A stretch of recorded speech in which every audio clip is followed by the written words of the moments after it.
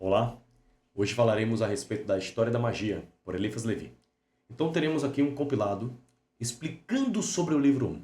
É importante a gente buscar o entendimento sobre o que de fato é magia dentro do contexto da história e também é fundamental compreender sobre o aspecto numerológico envolvendo os livros e capítulos.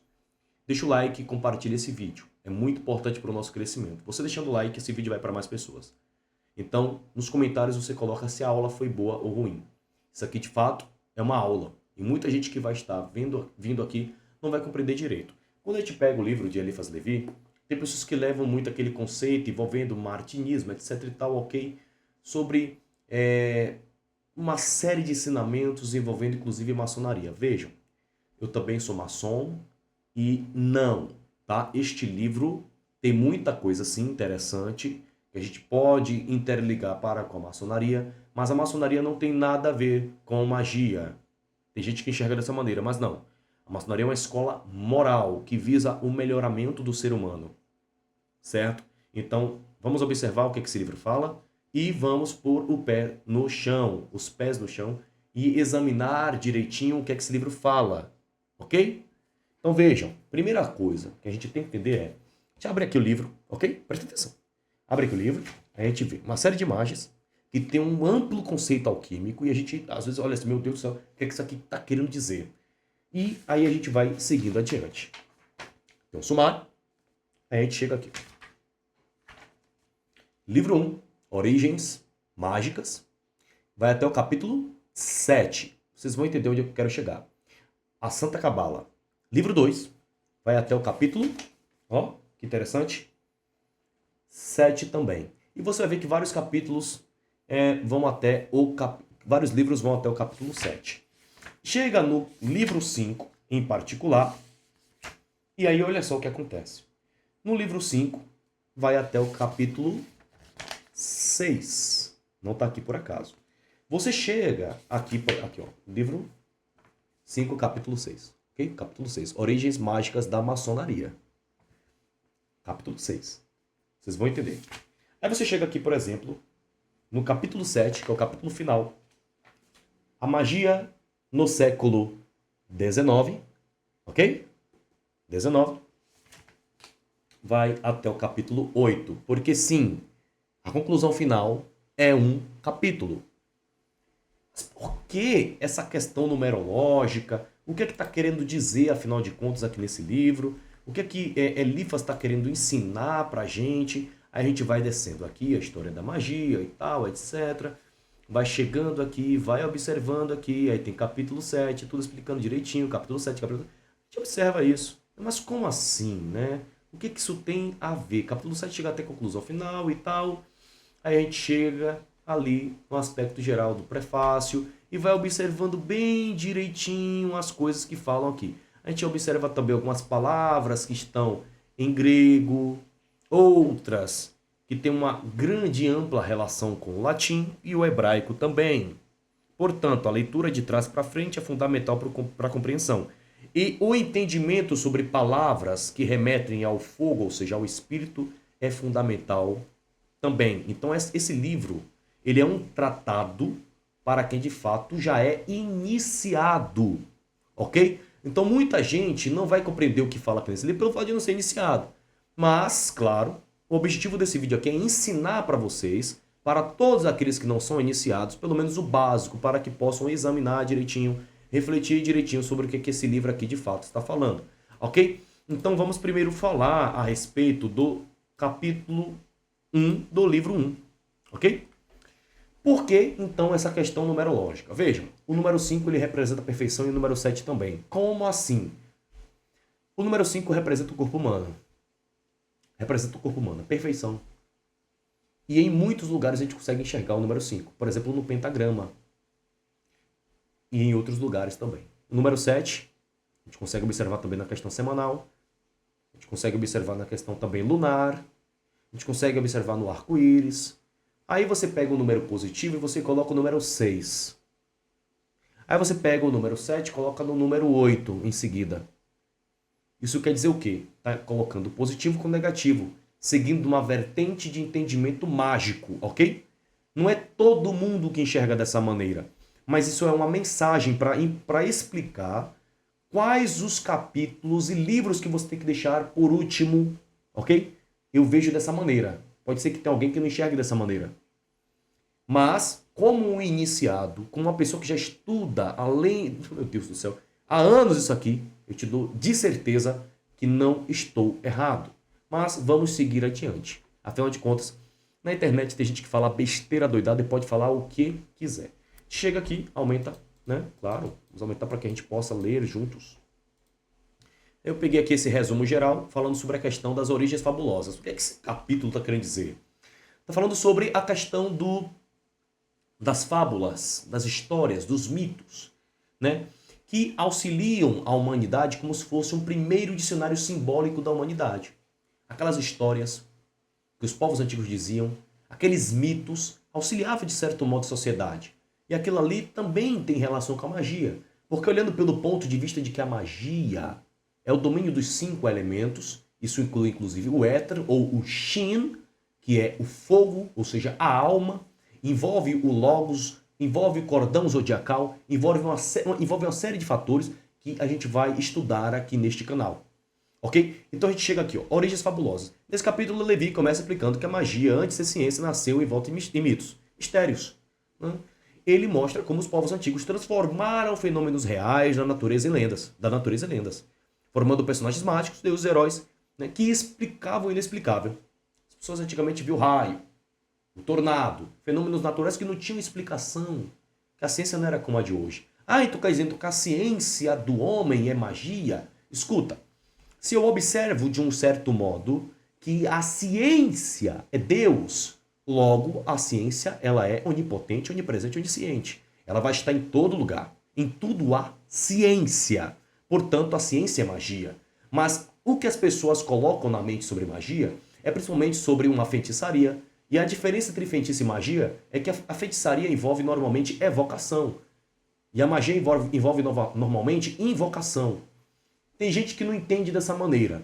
Não faz uma ampla separação entre evocação e invocação. Pelo que eu estudo, e já venho estudando há um certo tempo, eu vejo dessa maneira com propriedade. Invocação, relação com o alto, mas também tem relação com o baixo também. Certo? Por exemplo, Jesus ele ensina uma coisa fundamental. Aquele que desceu do céu também é aquele que subiu ao céu. Aquele que subiu ao céu também é aquele que desceu ao céu. E Hermes lá na frente também fala uma coisa muito importante. Aliás, muito atrás disso. Muito atrás ele diz. Assim na terra como no céu também, em outras palavras. Quando ele fala sobre a lei da polaridade, também, ok? Sobre a lei da polaridade, que fala sobre os polos, o positivo, o negativo. Falei agora sobre o aspecto numerológico envolvendo exatamente isso. Quando eu falei sobre o que está no alto é assim como o que está em cima, como Hermes Trismegisto também ensina dessa maneira também. Então as pessoas elas começaram a observar isso, não entendiam bem sobre o poder do pensamento. E quando as pessoas hoje falam sobre magia, sempre remete a feitiço. Feitiço é a magia utilizada para o lado negativo. Invocação remete à invocação do poder superior. Então, quando eu vou invocar arcanjos, quando eu vou invocar anjos, poder positivo, eu tenho que andar em santidade. Porque senão é muito difícil fazer esse tipo de invocação dessas castas, desses espíritos que têm uma certa relação com o poder do alto. Porque eles cobram mais do que os espíritos que estão embaixo, que são evocados, ok? Ah, mas eu vi num vídeo que a pessoa X explica que é diferente evocação de evocação. É um direito da pessoa. Se ela falar que evocação é para o lado positivo, invocação é para o lado negativo, entenda, a verdade ela não é bem relativa como as pessoas ensinam. Ok? A verdade, eu sempre explico, que ela é uma só. Ela é um ponto só e certeiro. As pessoas que colocam a verdade como algo extremamente diferente do que de fato é. Tá? Então, Elifas, ele destaca que a magia sempre esteve associada à força da natureza, como eu acabei de dizer. Trovão, astro, fogo, força da natureza, invisível da vida e da morte. Lembrando que a morte é um recomeço. A morte é uma oportunidade de voltar. E a gente vê que os povos antigos pensavam sobre isso quando a gente viu, por exemplo, a carta do tarô, ok? Ou a lâmina do tarô, como preferir chamar, da morte, que simboliza renascer. E o povo, principalmente, não só os cabalistas, mas os povos antigos, quando falavam sobre Shin, falavam sobre fogo. Quando remetia ao sol, remetia aquele calor, a fração do fogo que tem relação com o alto. Então a pessoa ela começa até no ciclo lunar, que são 4 elementos, e também tem o quinto elemento na lua também, ok? Porque se a lua ela reflete a luz do sol, ela está recebendo o quinto elemento, ok? Que é o éter, que é o fogo do sol, o calor do sol, o calor da vida, e aí ela reflete isso em 4 virtudes. Então, a lua, por exemplo, na crescente, rituais de prosperidade, no sentido financeiro da coisa, né? Materialidade. A crescente materialidade, tá? Elemento terra, portanto. Cheia, água. Portanto, amor. Rituais para amor, principalmente a limpeza dos sentimentos. Lua minguante, vento, razão, inteligência, negócios também. Ou situações envolvendo a questão psicológica do cidadão. Quando chega na lua nova, é o fogo, paixões, rituais para subjugar as paixões. Entende? Então, tudo isso está lá. Então, o poder máximo vem do Sol, que é transmitido para a Lua, é convertido em 4 elementos. Ok? Isso é fundamental para se compreender. Notem, isso você não encontra em qualquer vídeo. Por isso que a gente encontra os arcanos maiores. Também, inclusive, tem um livro da Eliphas Levi chamado O Grande Arcano, que também traduzem para de uma outra maneira, ok? E também tem a questão fundamental, que a gente não pode esquecer aqui, sobre os naipes. Os 4 naipes têm os seus elementos e tem relação com a lua também. Por isso que a pessoa ela pega, por exemplo, o tarô e ela não entende o que de fato é o tarô. O tarô é um mecanismo de clarevidência e também de clareaudiência, tal como a astrologia, pode ser ela a astrologia cabalística, pode ser a astrologia pitagórica, védica, pode ser a astrologia alquímica também, que é maravilhosa, ou simplesmente, ok, o estudo da Kabbalah. Unindo os 3 com conhecimento alquímico, você consegue se tornar pelo menos 10% do que um mago ele tem que ser. 10% do que o mago ele tem que de fato ser. E você vai chegar sempre no conceito básico. Notem, os homens primitivos incapazes de compreender leis naturais interpretavam essas forças como seres vivos, espírito, demônio, divindade. Em alguns autores, eles destacam que espírito é a mesma coisa da alma. O espírito é a mesma coisa da alma. E os demônios nada mais são do que um espelho do meu lado negativo. Existe até inclusive um baguá, chamado baguá do céu anterior, que normalmente as pessoas colocam do lado de fora da porta. Ah, mas isso envolve Feng Shui, ok? Entende como é importante a gente estudar um pouco de cada coisa? E se especializar numa só, para poder se defender de coisas, principalmente de nível telúrico, para que a gente possa entender que daí nasceram os mitos. Mas o que você está querendo dizer com isso? Peraí, você está falando de uma coisa, agora vem falar daí nasceram os mitos? Sim, porque a gente não consegue combater aquilo que a gente não compreende, a situação realmente está muito delicada. Então é melhor nem estudar magia. Porque se eu não tenho a capacidade de interpretar aquilo que eu vejo, eu também, notoriamente, tenho que entender aquilo ali como mito. Entende como a pessoa ela começa a observar? Mito nem sempre é mentira. Mas se a pessoa ela fala de demônios, eu não consigo enxergá-los, como é que eu vou combatê-los? Tem como combater energia negativa, as larvas astrais? Tem como. Mas é importante trabalhar a clarevidência. O mago ele tem que entender sobre o mecanismo de chakras e compreender também sobre a questão de terceiro olho, chakra frontal. Ok? Meditação é importante. O mago ele tem que meditar.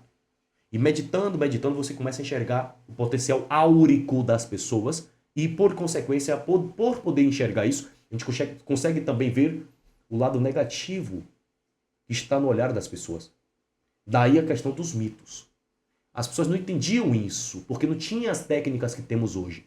E aí nasceram os mitos, entende? Muito do que eu vou falar aqui, somente o iniciado vai compreender. Pode parecer que eu estou falando aqui de maneira muito embolada, muito complexa, mas acreditem, é da maneira mais didática possível para que vocês possam compreender. Mas eu não posso só dar isso aqui para o público de modo geral, entende? Eu tenho que também trazer ensinamento para os povos as pessoas que já são iniciadas em alguma ordem esotérica, principalmente. Então, o que você vai entender aqui é importante você ver esse vídeo 3, 4, 5 vezes e pegar para você e digerir a carne do peixe, não a espinha. A espinha você descarta. O que você não compreende, você vai compreender com o passar do tempo. A gente tem que dar tempo ao tempo. Dá tempo ao tempo. Igual os povos antigos. Eles não tinham entendimento sobre aquilo, mas tentavam compreender devagarinho, como podiam. E daí surgiram as iniciações. Então, deuses que controlam, serpente cósmica, gigantes, criadores, heróis que governam os elementos, Teseu, Hércules e etc e tal. Então, Levi explica nesse capítulo o quê? Que esses mitos não eram bobagens antigas, mas símbolos, tentativa de traduzir o universo espiritual natural para a mente humana. O mundo antigo acreditava que magos dominavam essas forças. E de fato, através de alguns sacrifícios e rituais, eles conseguiam manifestar esse poder. Eu vou explicar como, ok? Na verdade, eram observadores da natureza e por observar que hoje temos o que temos, ok? Graças aos povos antigos que nós temos hoje, o que compreendemos hoje. Sacerdotes e astrônomos, mas a ignorância popular criava lendas sobre seus feitos. De certo modo, essas lendas fizeram com que as pessoas pudessem fazer o que de fato fazem hoje. Vou dar um exemplo para vocês. Eu tenho aqui um pentagramaton, ok? Dá para ver direitinho? Pentagramaton, ok? Virando aqui assim direitinho, que é um tetragramaton, pode chamá-lo assim. E eu carrego comigo esse colar de labradorita. É um elemento da natureza? É um elemento da natureza, ok. Mas de que adianta eu utilizar isso se eu não compreendo isso? Tenho que estudar as coisas para utilizar antes. Um colar de turmalina negra, um colar de quartzo branco, de lápis lazuli, que seja de ametista. Para que eu vou utilizar aquilo se eu não compreendo? Tenho que estudar aquilo ali, para saber o momento certo, o dia certo, a hora certa. 72 arcanjos, cabe muito bem 24 horas do dia. Os planetas cabem muito bem no seu horário durante o dia. O ciclo circadiano, para quem vai estudar sobre para fazer rituais de saúde, é fundamental. Quando eu quero falar principalmente sobre essa questão dos 72 anjos, 72 arcanjos, nome de Deus, daimons, eu também tenho que compreender que lá longe, ok? Os asiáticos também falam sobre 72 entidades. Mas como é que os povos antigos tinham esse entendimento sobre esse número 72? 7 mais 2 é igual a 9. E 9 é a última escada. É o último degrau para o crescimento de um mago. Para o crescimento de um mago. Cada degrau tem a sua virtude. Tem os dois tipos de escadas, ok? Mas vamos lá, vamos seguir adiante. Então, só antes deixar muito claro aqui, antes que eu deixe isso aqui passar, tá? As pessoas, normalmente, elas associam magia a ter poderes sobrenaturais. E, de fato, tem uma relação com isso. Mas a magia nada mais é do que o domínio dos 4 elementos, juntamente com o quinto, que é o éter, que é o fogo, que é o alto. Então, por exemplo, eu tenho na base de baixo a terra, eu coloco a água, eu jogo a semente que sobe até o ar. Subindo e indo em direção ao céu, portanto, a atmosfera, o ar, como prefiro chamar, nascem as flores, dão os seus frutos. Elemento fogo. Fogo é fruto. Em rituais alquímicos é importante compreender isso. Mas, ok, vamos seguir adiante que a gente vai entendendo muitas coisas. A magia dos magos. Então, aqui Levi ele descreve a forma mais histórica, de forma mais histórica, a figura do mago. Ele mostra que o mago não era feiticeiro vulgar, mas sábio, legislador, astrólogo e moralista. Entre os caldeus, persas e assírios. O mago ele era protetor do povo e guardião do conhecimento. A função fundamental do mago era interpretar o céu, ler os astros, prever estações, orientar a agricultura e o culto religioso. Como possuía um conhecimento superior, o povo acreditava que falavam com os deuses. Havia essa relação de falar com os deuses e entidades? Sim, principalmente rituais que envolviam ervas. Rituais xamânicos. Ok? Também tinha isso. E cada povo tinha a sua maneira de utilizar de elementos da natureza para chegar nesse estado alterado de consciência. Então Levi ele mostra as tradições persas e caldeias. Zoroastro, importante lembrar sobre isso. Ok, vamos falar também um pouco sobre os 3 magos e a Pérsia, porque envolve Ur dos caldeus. Lembrando, divide luz e trevas, hierarquiza espíritos e cria disciplina moral baseada no equilíbrio. Os mistérios persas surgem daí. Rituais do fogo, iniciações, invocações simbólicas do raio e da luz. A magia dos magos era marcada por astrologia, estudos 4 elementos, observação dos seres vivos e a arte de harmonizar o homem com o cosmos. Interpretar o cosmos, interpretar as estrelas, saber a linguagem natural das estrelas. A ligação do homem com o céu sempre foi fundamental e com os elementos da natureza, em especial o mar também. Daí surgiram-se divindades, seres que têm a sua dualidade, as suas duas faces. Aí surge também o Trimurti. Qual é o Trimurti? Brahma, Vishnu e quem mais? Coloca aqui embaixo nos comentários, não vou dar tudo de bandeja. Ok? Brahma, Vishnu e pronto. Então a gente vê também ali uma trindade perambulando por vários sistemas cósmicos de vários povos diferentes. Deuses surgindo em vários povos, sempre Trimurti, trindade, com uma tríade.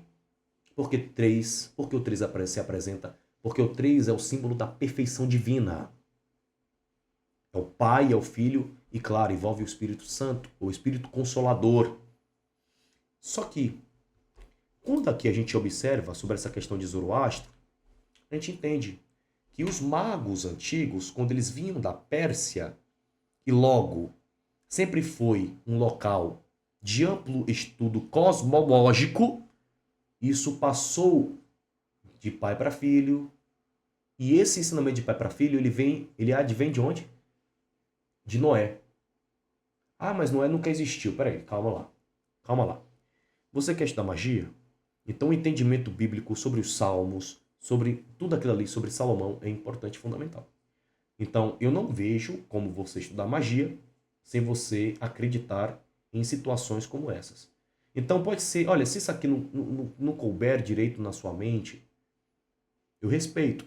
Porque veja, teve um dilúvio e teve os povos pré-diluvianos. Ok? Os povos pré-diluvianos, isso aqui não é teoria. Quem já foi iniciado em alguns lugares sabe bem do que eu estou falando. Beleza? Então, os povos pré-diluvianos, em especial Noé, e quando Noé estava vivo, Abraão também estava vivo também. Ah, mas como assim? Sim. Quando Abraão estava vivo, Noé morreu. Pega a genealogia que você vai ver isso aí. Ok? E Abraão, ele veio de onde? Pois é. Então, Sem, Cam, Jafé, Jafetitas, que originou os asiáticos, Cam, os africanos, Egito, e Sem, semitas. Daí surgiu Éber, dos hebreus, Aram, dos arameus. Daí surgiu de Éber, o hebraico, de Aram, o aramaico. Entende?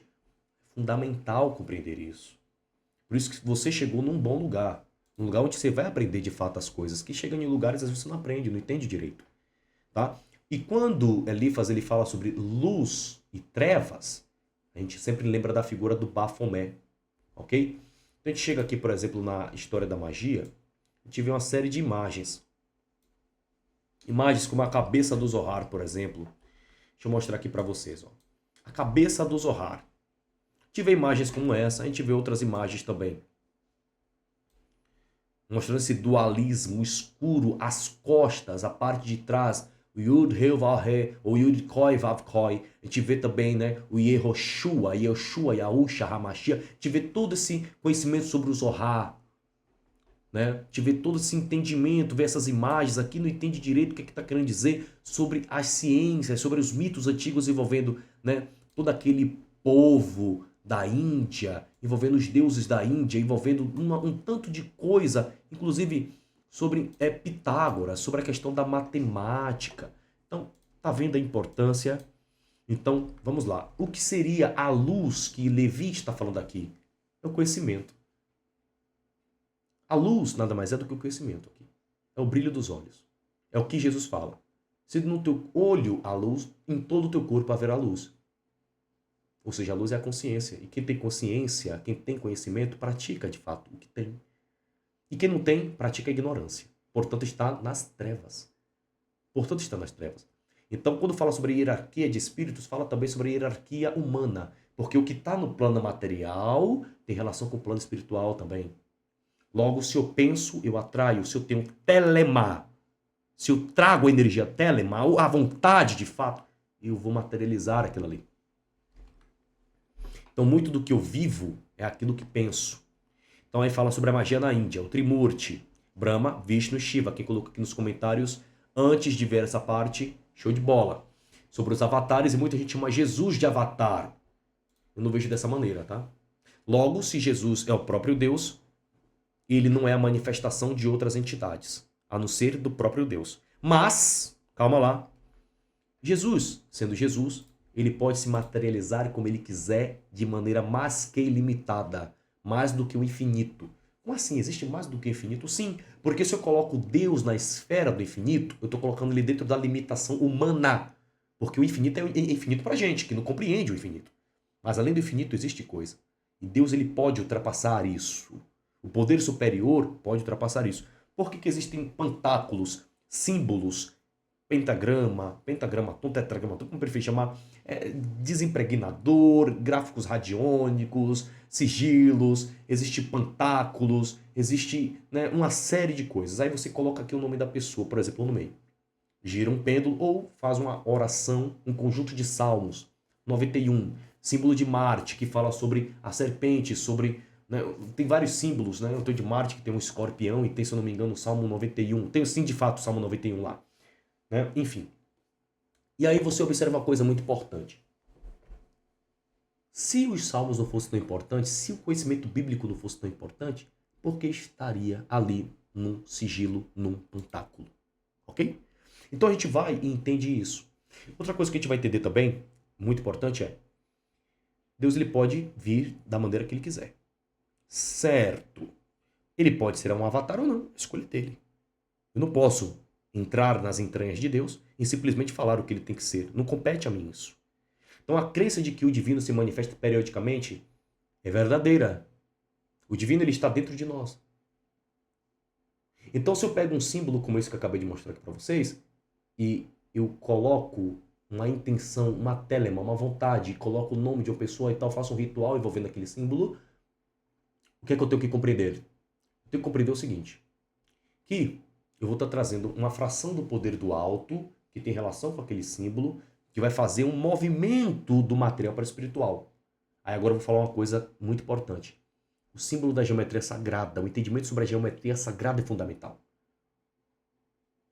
Um círculo é importante, um círculo ao redor do corpo, antes de fazer um ritual mágico, ou símbolos que têm um círculo dentro deles, é importante. O quadrado em movimento traz o losango, portanto, o losango é a movimentação do espiritual do mundo material para o espiritual, porque o quadrado é os 4 elementos, é a terra. Mas a terra, para ter vida, precisa do fogo. E além do fogo, o éter, que muitos também chamam de pedra filosofal. Mas a pedra filosofal lá na frente a gente vai ver de fato o que é. Então a gente vê aqui uma coisa interessante. O autor explica que a Índia criou uma concepção espiritual mais refinada da magia, onde tudo deriva do espírito e da vibração universal. Povos tão antigos e tão evoluídos. Os Vedas, textos sagrados, descrevem ritos mágicos, encantos, fórmulas, cânticos e práticas meditativas. Os Brahmanes eram mestres da palavra sagradas. Mantra, portanto, uma das primeiras magias que surgiram foram o quê? Palavras entoadas envolvendo telema, portanto, magia, repito, répito. Então, aquele povo diante do dilúvio, que eu estava querendo dizer para vocês, agora a gente volta aqui, passou algum conhecimento, sim, dos povos diante do dilúvio, povos pré-diluvianos, as noras de Noé, os filhos dele também passaram conhecimento para os filhos e netos que vieram seguir. E aí esse conhecimento que temos hoje vieram daqueles povos e também de reencarnados que foram lembrando conforme Deus foi deixando conhecer, conforme Deus foi deixando clarear a memória. Então a gente vê aqui, faquires, por sua vez, exercitavam domínio corporal e psíquico, praticando, né, jejum, posturas, enfim. Yoga, meditação. A Índia é apresentada como o lugar onde a magia e a religião se fundem. Portanto, ciência, misticismo, uma série de fatores. Magia hermética. Esse capítulo Levi conduz o leitor ao Egito, terra de Hermes Trismegisto, o 3 vezes grande, o 3 vezes iniciado, símbolo da sabedoria mágica, e ele explica o dogma de Hermes que unia a ciência, a religião e a filosofia, Claro. O Egito, com um arquivo dos maiores mistérios da humanidade, nananina não, o Egito não foi, na verdade, o maior, tá? E no livro, em alguns momentos, dá a entender que ele está querendo dizer que o Egito foi o maior. Algumas pessoas, inclusive, se queixam disso. Portanto, maiores cabe melhor aqui. Como o autor coloca. O livro de Thoth, texto lendário que conteria todos os segredos da magia. Todos, não. Ok? Todos, não. Se for no conceito de, vou ler o livro, o Kybalion. O Kybalion está de longe de chegar aos pés de A Cabala Mística de Dion Fortune. Ok? Ou Dogmas e Rituais da Alta Magia. Tem muito conhecimento interessante lá, mas quem quer ingressar de fato na magia, o Kybalion é 0,01% do que de fato você deve estudar. Entende? Independente se você é praticante do voodoo ou de sei lá o quê. Entende? Vamos seguir adiante. Muito conceito lá interessante, mas é um conceito que eu diria mais coach. Não é um conceito que te leva muito adiante. É um conceito para melhoramento individual, pessoal. E tem muito conhecimento lá que você tem que examinar direitinho mesmo, para não fazer como muitos fazem quando compram, por exemplo, uma Isis sem véu de Helena Blavatsky. Certo? Que tem toda uma relação tibetana envolvendo os estudos dela. O papel de Moisés educado entre os sacerdotes egípcios. Quando fala sobre, por exemplo, o livro dos mortos, sobre o conhecimento dos egípcios, aí remete a toda a questão de Deuteronômio, sobre os livros, as leis que Moisés colocou em prática e colocou ali para funcionar entre os hebreus. Muita gente discorda, diverge dessa questão, mas uma coisa é certa, tá? O tarô, como conhecemos hoje, veio de muito antes do Egito. Ok? Quem pegar, pegou. A mesa mágica do cardeal Pietro Bembo, muito interessante estudar sobre o cardeal, ok? Pietro Bembo, um exemplo histórico da arte esotérica preservada. Importante fazer um estudo sobre ele. Muito em breve eu trarei um vídeo falando sobre ele. Só me lembrar. O Egito possuía rituais solares, culto aos mortos, iniciações nas pirâmides e símbolos profundos como o olho de Horus. Lembrando, tá, que as pirâmides não foram... Pera aí, rapidinho. As pirâmides não eram só um lugar onde as pessoas colocavam... não era bem somente uma tumba de um rei. Primeiro que aquela geometria envolvendo a pirâmide, se a gente coloca alguns elementos, a gente observa que não vai bem por esse lado. Aquela geometria está muito perfeita. Milhares de pedras, ok? Pesando algumas toneladas, aí a pessoa tem que refletir um pouquinho aí, ok? Lembrando que nem tudo que ensinam nos livros de história e geografia de fato são como devem ser, tá? Tem que sempre examinar tudo, duvidar até da própria sombra. É isso que de fato o mago faz. Iniciação nas pirâmides, o simbolismo profundo como o olho de Horus, a esfinge e os pantáculos herméticos. Levi sublinha que os magos do faraó conheciam processos reais. Hipnose, claro que sim, envolvendo principalmente ervas. Magnetismo, simbologia e matemática. Como podiam, dentro das suas limitações. A pedra filosofal e a grande obra maior, tem origem hermética, processo de transformação espiritual e moral simbolizado pela alquimia. Transmutação. Mudança de polo. Não tem muito o que falar aqui não. Capítulo 5. Magia na Grécia. Levi descreve como a magia na Grécia surgiu da poesia e do mito.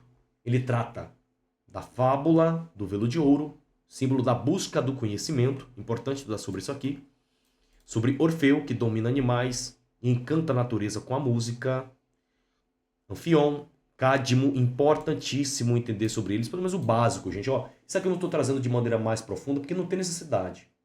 Mitos, então, assim, é mais para uma questão assim, olha, quer estudar mais uma questão filosófica da coisa? Então, adentra aqui.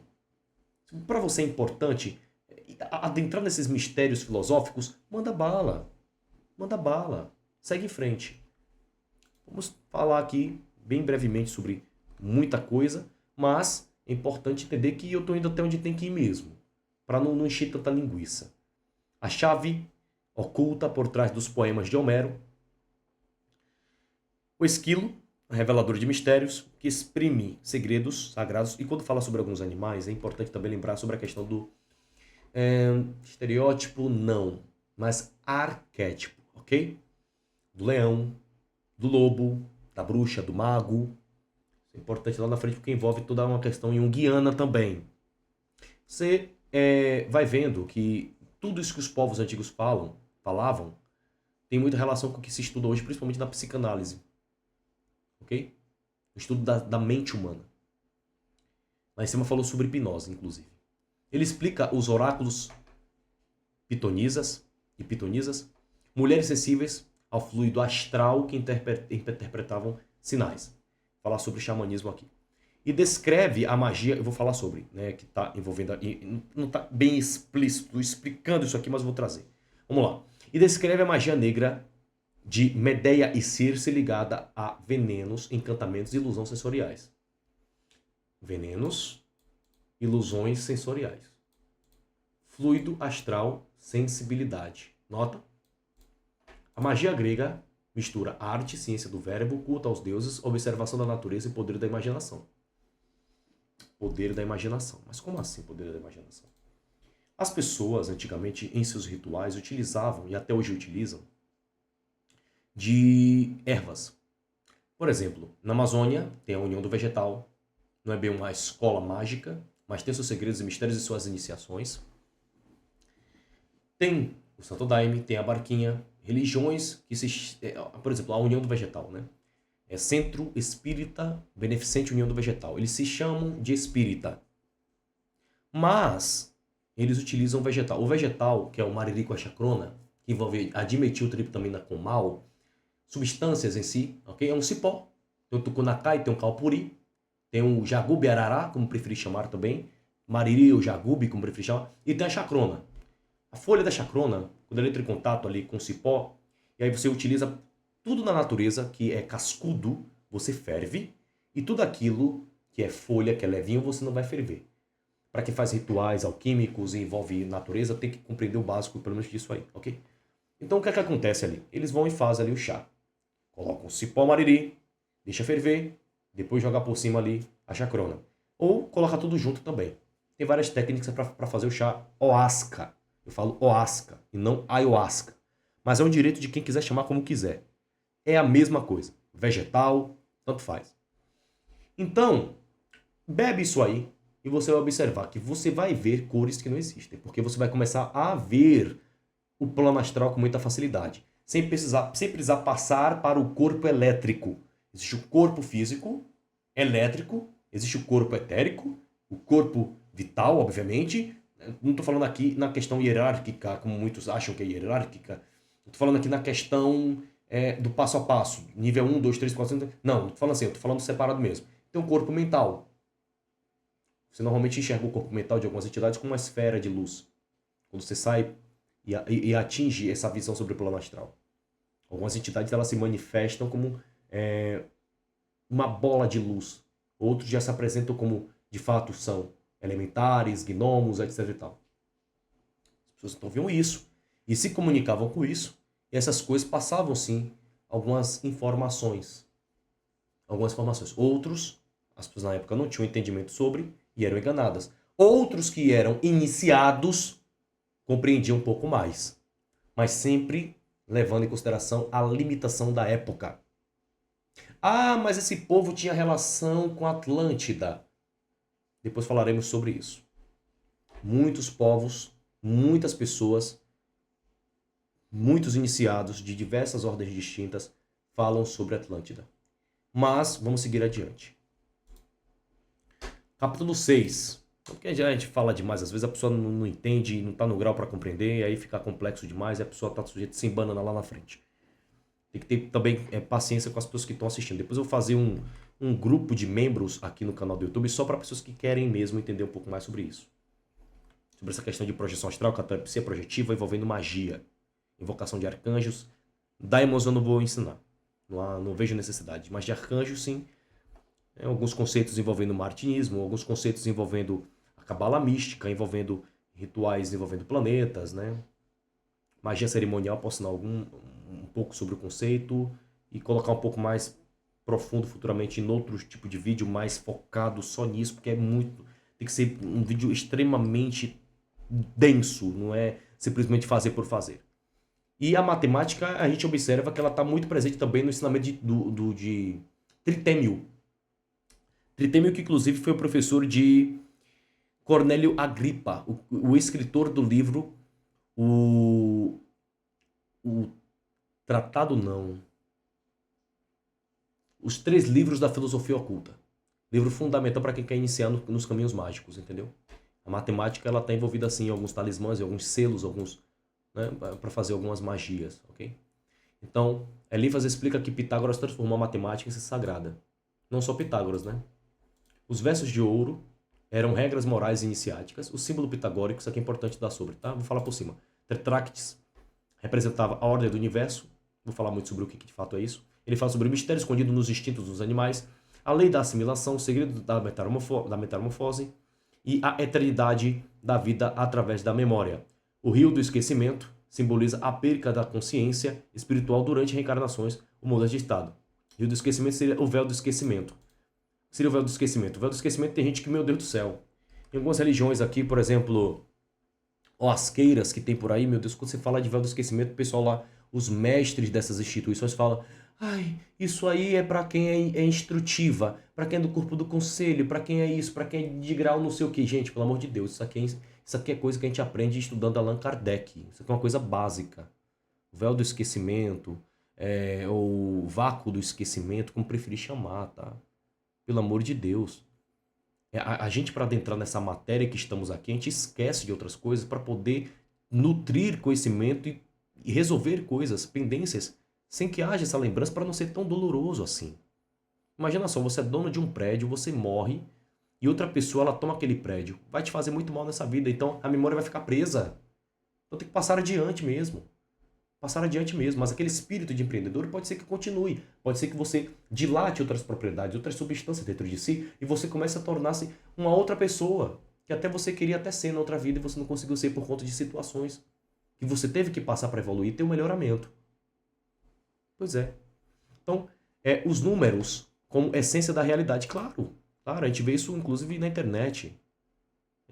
Toda magia verdadeira é harmonia matemática. Ó, toda não. Toda não, mas a maioria sim. Okay? A Santa Cabala.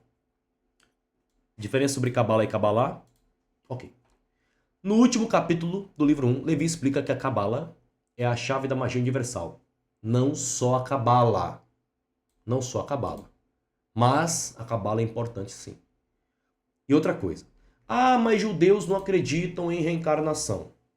Eu conheço vários que são cabalistas e acreditam sim. Ok? Acreditam sim. Mas ok. Nem todo mundo acredita em tudo, no que... Assim, olha, veja. Eu sou de uma tal religião. Meu irmão é da mesma religião. Meus primos são da mesma religião. Mas eu compreendo mais uma coisa, os outros compreendem mais outra coisa, e a compreensão vai de pessoa para pessoa. A compreensão ela vai de pessoa para pessoa. Então, aqui a gente vê uma coisa fundamental, né? Sobre o tetragrama, Yud, Re, Vav, Re e suas 4 formas. A palavra única que opera transmutações, as clavículas, sabe, de Salomão. Isso aqui é coisa que a gente vai trabalhar lá na frente, tá? A corrente dos espíritos, o tabernáculo e o templo. Tabernáculo e o templo remete ao próprio corpo da pessoa, no melhoramento e para se tornar, claro, a pessoa melhor. A antiga serpente, símbolo da força astral. Essa questão da serpente, a pessoa sempre vê como um lado negativo da força, e nem sempre, tá? Inclusive, Moisés fez um determinado trabalho envolvendo a serpente, quando o povo no deserto passou por uma certa situação. Faremos um vídeo em breve falando sobre isso também. A visão do mundo espiritual segundo Zohar, esses livros aqui, meu Deus, envolvendo não só conceito cabalístico, mas, sabe, todo aquele conhecimento esotérico envolvendo o Talmud, uma série de coisas, meu Deus, é maravilhoso para quem quer se tornar um mago. E como os espíritos elementais podem auxiliar o magista, tá? Invocações de algumas entidades para poder fazer, claro, né, uma ancoragem, né? Uma espécie de ancoragem para se guarnecer e se defender daquilo ali. Então Levi fala que a Cabala é a doutrina mais pura do ocultismo. Mais pura eu não vejo dessa maneira, tá? Mas eu vejo como uma das síntese da fé, da ciência e do simbolismo. Então o vídeo ele fica por aqui. Eu espero que vocês tenham gostado bastante desse vídeo. Deixa o like que chegou até aqui, é muito importante. Compartilhar esse vídeo. Além do like, colocar nos comentários o que você achou dessa aula. Foi riquíssima, muito enriquecedora. Teve muita coisa interessante. Teve vários tópicos que a gente ainda vai trabalhar lá na frente. É só ter paciência que uma coisa de cada vez. Uma coisa de cada vez a gente vai chegar no norte, ou melhor, também, para muitos, no leste.